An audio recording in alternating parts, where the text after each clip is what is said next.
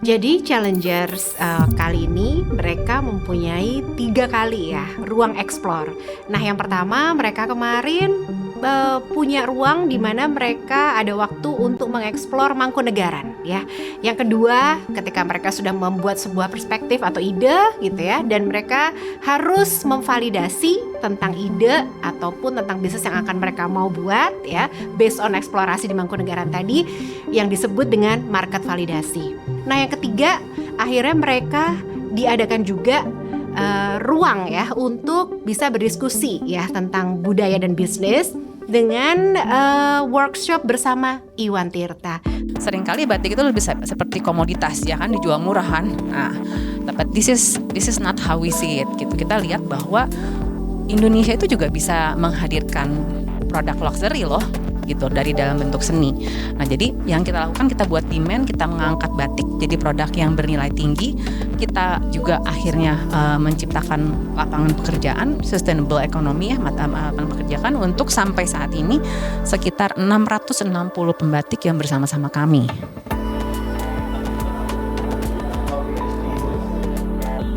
Pertimbangannya adalah di sini importance dari tim yang ada di Staying Behind itu, mereka banyak dari orang data, bisa bikin deck-nya dan juga untuk bikin mock-up-nya secara digital. Dan dari sini kita memadukan antara kepiawaian lebih ke para produk yang kebetulan itu saya yang pegang, dan juga bagaimana kira-kira target market kami.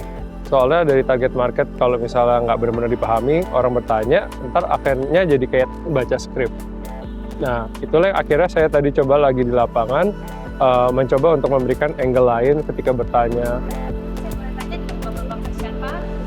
Misalkan Bapak punya relasi bisnis, itu apa yang biasanya Bapak kan?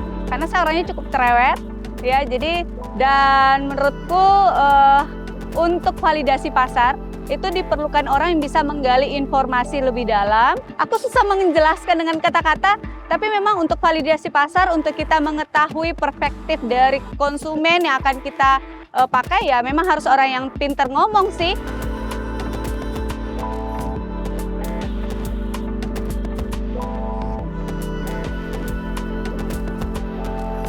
Nah, memang dalam membuat sebuah bisnis itu diperlukan berbagai sudut pandang. Jadi mereka dibagi tadi ya challengers menjadi 3 tempat. Satu membahas viability dengan saya, yang kedua ada dengan vision ya, dan juga dengan value. Ya, values. Ada nggak?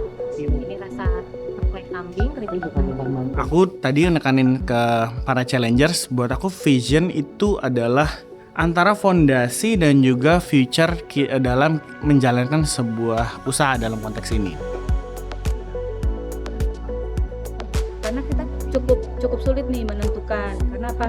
Harus lebih detail lagi. Yang pengen dilihat itu detail. Ya, tadi saya banyak berdiskusi dengan challenger tentang viability. Viability itu apa sih? Sebenarnya viability itu adalah bagaimana peserta atau challengers ya bisa meyakinkan atau menunjukkan bahwa sebuah bisnis atau konsep kolaborasi yang mereka mau bawa itu adalah konsep yang tervalidasi, bisa diterjunkan ke lapangan, detailnya.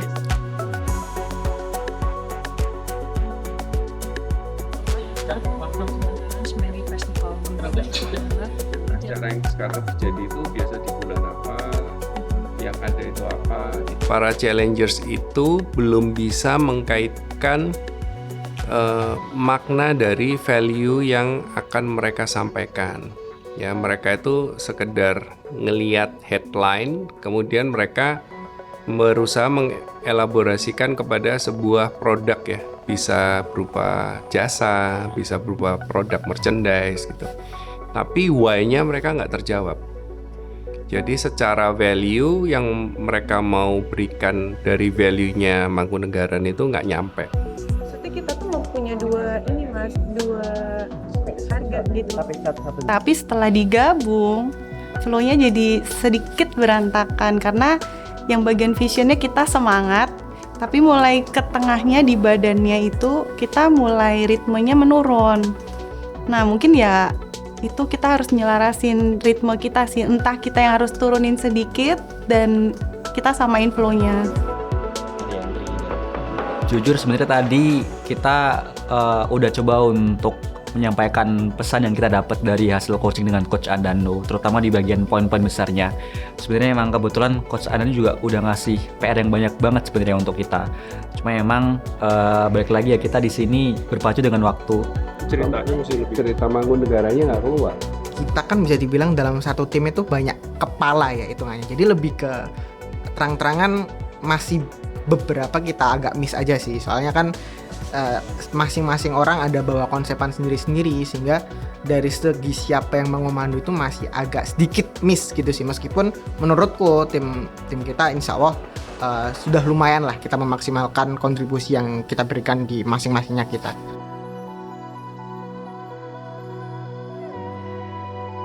Hari ini Challengers mempresentasikan tentang pitch deck-nya. Tapi presentasinya adalah sebuah diskusi ya, di mana kita sebagai coach memberikan mereka sebuah masukan dan juga memberikan mereka arahan.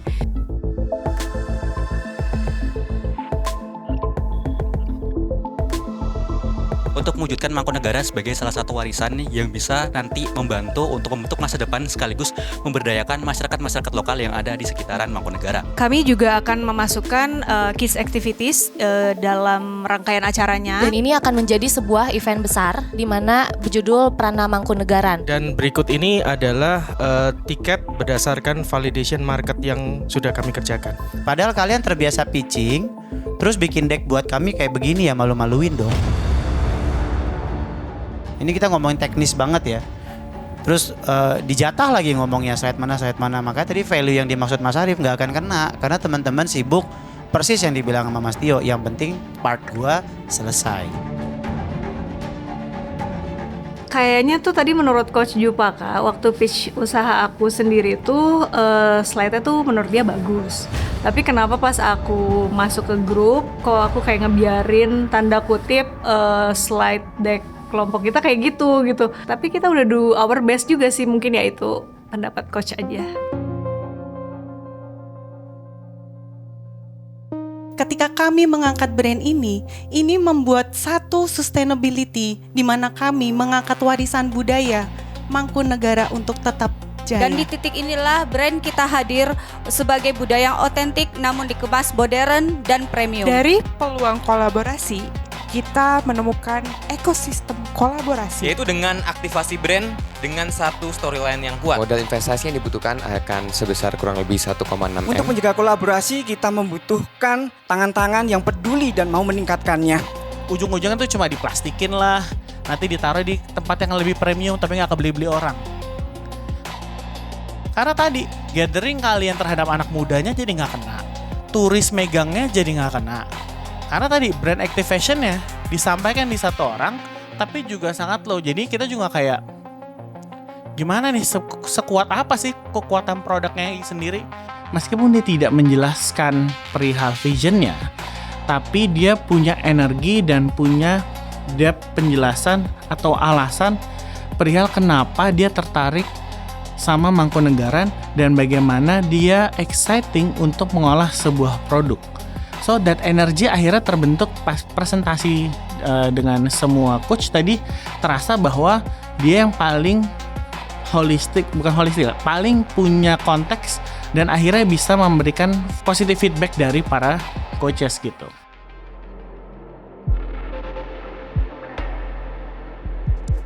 Ada sosok hebat yang dulu memilih jalan hening sebagai bentuk keberaniannya. Raden Mas Said, Mangkunegara 1. The Mangkunegaran Semedi Festival adalah perjalanan spiritual yang lahir dari warisan terdalam Mangkunegaran. Orang yang tertarik bisa merasakan sehari bersemedi di Pura Mangkunegara. Ini merupakan tren wellness yang baru, yang otentik, dan bisa menjadi experience baru untuk masuk menjadi pilihan mereka.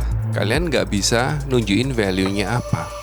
Ikut di meditasi kalian selain hanya ini Mangkunegara guys gitu. Kalau komunitas nggak terlalu peduli lu siapa, yang kalian tawarkan itu apa itu nggak muncul. Terus tadi menunjukkan data ada mau jadi kayak Ubud, mau jadi kayak yang di Jepang gitu ya. Diferensiasinya kalian itu apa itu nggak muncul. Kalau Cotton Finish kesan yang saya dapatkan pada saat presentasi adalah mereka mau menjual 2 produk. Yang satu adalah semedinya atau meditasi, yang satunya scarf-nya. Dan saya nggak bisa ngerelate complementary produknya itu di mana gitu. Dan waktu presentasi juga nggak on point sebetulnya main strength-nya itu di mana. Gitu. Jadi sebenarnya masih nyambung sama yang cerita sebelumnya, yang ketika bermula di side quest kemarin juga, waktu aku mention sesuatu yang hubungannya sama wellness gitu. Nah kemarin tuh sempat ada gagasan kita masih mau pakai ide yang awal berupa produk yang scarf gitu kan. Tapi setelah dipikir-pikir, kayaknya kita memutuskan yang pertama, ya udah kita pakai dua-duanya. Oke, yang kedua kita pakai, tapi yang wellness-nya jadi lebih berat gitu. Terkesannya agak dipaksakan dan pendekatannya agak salah. Dari awal memang kita mulai dari sebuah solusinya dulu, nggak lihat solo itu lebih dalam.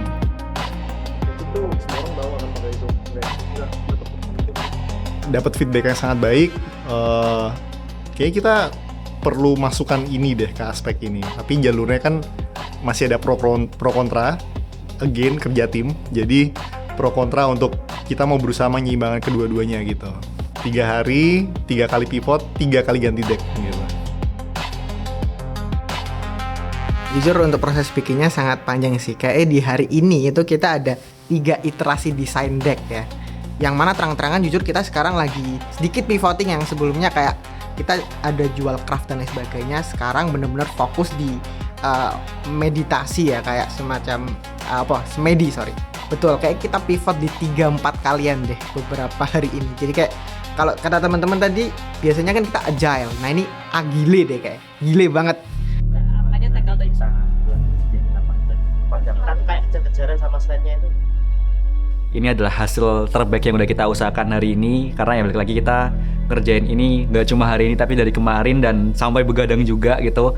Dan hampir tiap hari itu ada terus evaluasi yang masuk. Deck kita yang kita submit barusan dengan yang awal itu udah totally different. Banyak banget yang berubah, konten, visual, flow banyak banget. Jadi ya kita udah coba untuk semaksimal yang kita bisa sih. Tersampaikan, tapi memang di setiap stage, setiap kali kita review, manusia ya nggak sempurna ya, ada beberapa yang mungkin belum 100, jadi pasti akan selalu ada. Tapi aku harus akuin, walaupun kadang-kadang sangat-sangat direct, sangat-sangat harsh, tapi harus diakuin deck kita yang terakhir ini dibandingkan yang pertama improve-nya jauh banget, apalagi atas aspek 3 tadi itu. Jadi konsekuensinya adalah sesuatu yang tidak matang gitu. Jadi dan kita memang udah terima itu dan kita butuh waktu. Harusnya yang final ini udah oke gitu. Sebenarnya dari kemarin dan tadi pagi udah bilang kayak ini kayaknya mungkin kita harus rubah.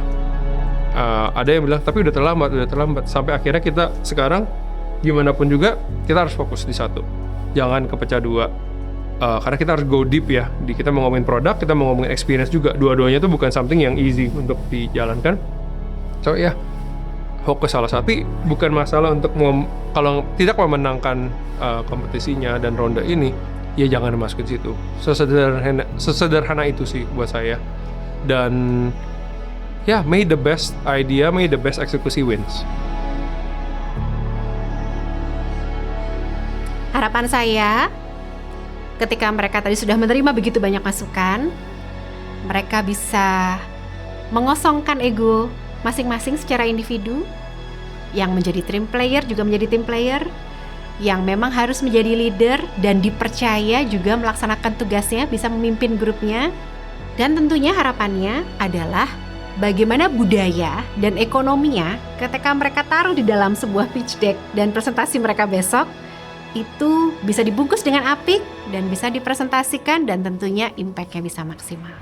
Apa sih? Link upload kemarin. Ini yang tokoh yang memimpin 200 lebih.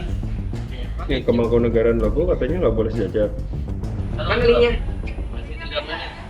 Karena nanti dari Excel-nya. Ini masuk appendix kan jadi kan? Baru udah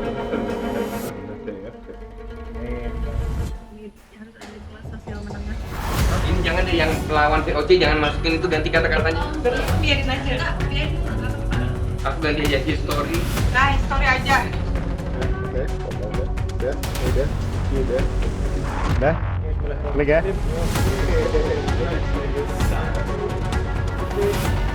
Pastiin dulu file yang lu download benar ya? Iya. Udah.